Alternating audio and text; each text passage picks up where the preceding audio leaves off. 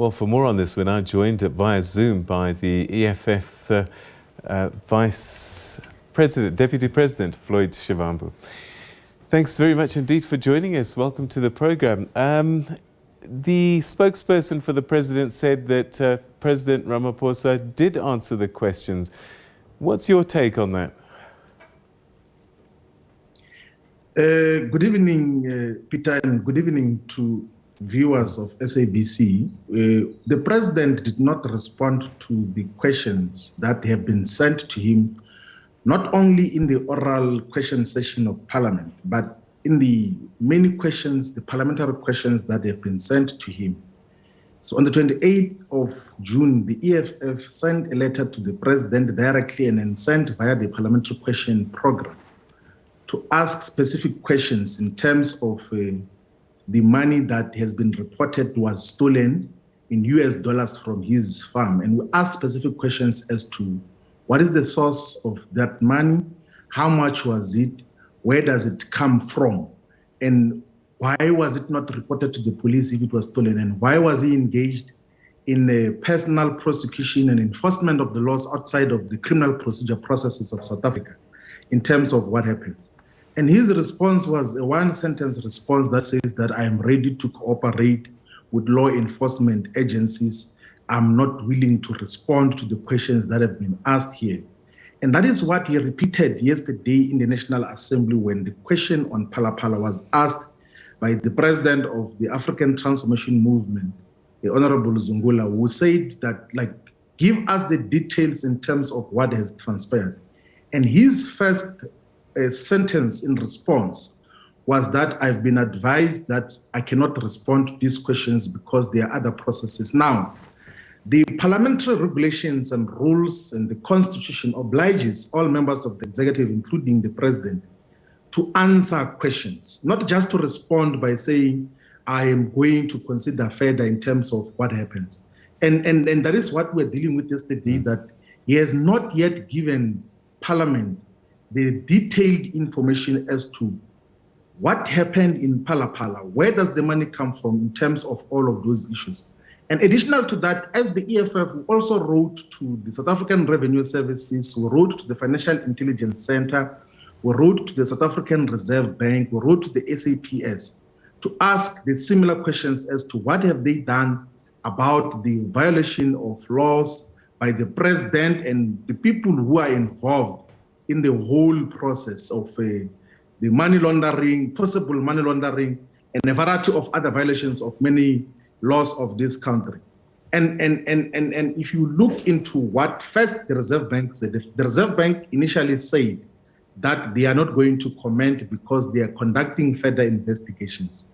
And when the Reserve Bank appeared in Parliament on the 17th of August, the Standing Committee on Finance took a firm resolution that we need a proper explanation from the Reserve Bank as an institution, as an authority that is responsible for foreign currency regulations and the exchanges of foreign currencies into local currency. And then they then got to respond only yesterday.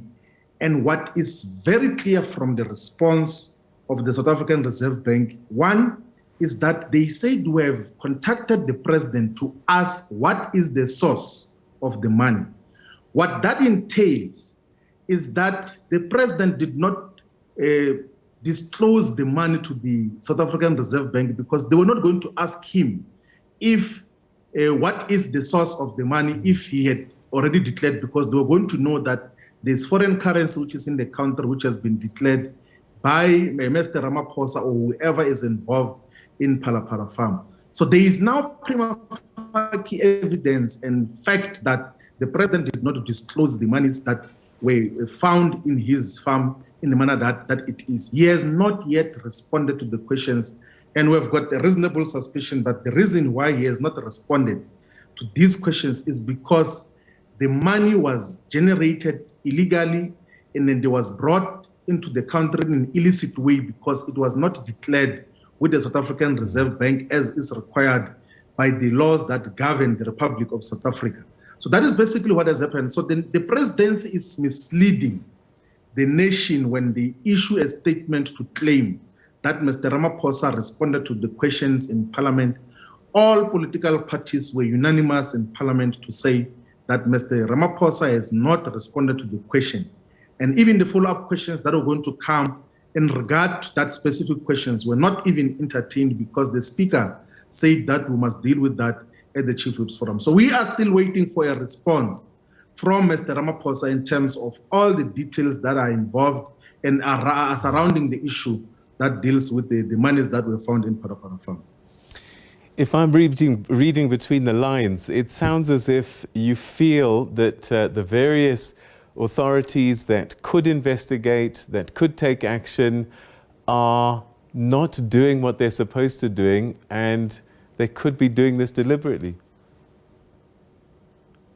Look, we made an observation, and a correct one, in the beginning of this process, that there seemed to be a systematic and systemic cover-up that is happening in certain sections of the state, particularly with SARS and the Reserve Bank and the FIC and the SAPS. There seems to be those who are trying to systematically suppress the information that already has been revealed, because if you look into the affidavit of DG Fraser that opened the police case against Mr. Ramaphosa, you see the details that there are so many laws that have been violated, and there are a lot of people who were involved in wrongdoing. So they're trying to cover up, and it will never work. It will always be revealed. People must not surrender themselves to the collateral damage of a president who has been bringing foreign currency, not once, but on several occasions, because in the supplementary affidavit which DG Fraser submitted to the Hawks, it appears that these foreign currencies that are found in Mr. Ramaphosa's farm did not only come in one tranche, they came at different times from different countries for different purposes. We do not know what are the purposes now. And that has to be investigated, and the applicable laws must be enforced to the fullest, because South Africa's constitutional democracy does not permit anyone to be above the law. We are all equal before the laws that govern the republic. There is no one who is more powerful. There's no immunity of a sitting president of anyone in South Africa. He must be held accountable.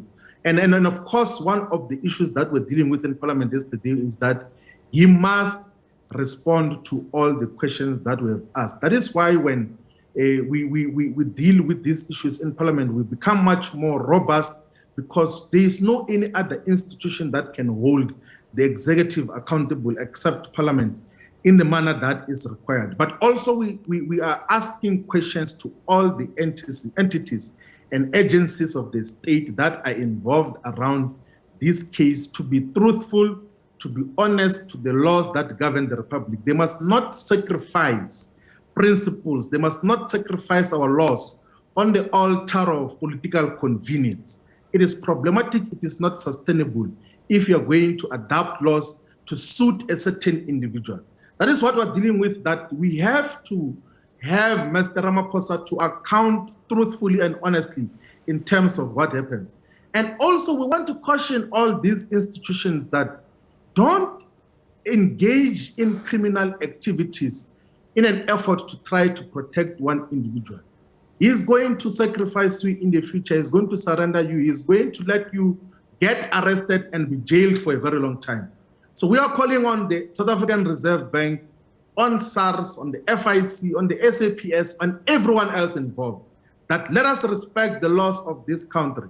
We are not going to have this democracy protected if we're going to have individuals who are treated more equal than others. So that is the issue that we have to deal with. There is, of course, attempts to hide information in terms of the information that we are requiring as Parliament and as members of society in general. But we will always and will permanently, perpetually insist that all the information that relates to Phala Phala must be disclosed, so that all of us are treated equal. All of us are held accountable. We are subjected to court processes when we are alleged to have committed certain crimes, and we always go to submit ourselves and be held accountable. Why is it that Mr. Ramaphosa cannot be held accountable? Who is he? He must be held accountable like everyone else.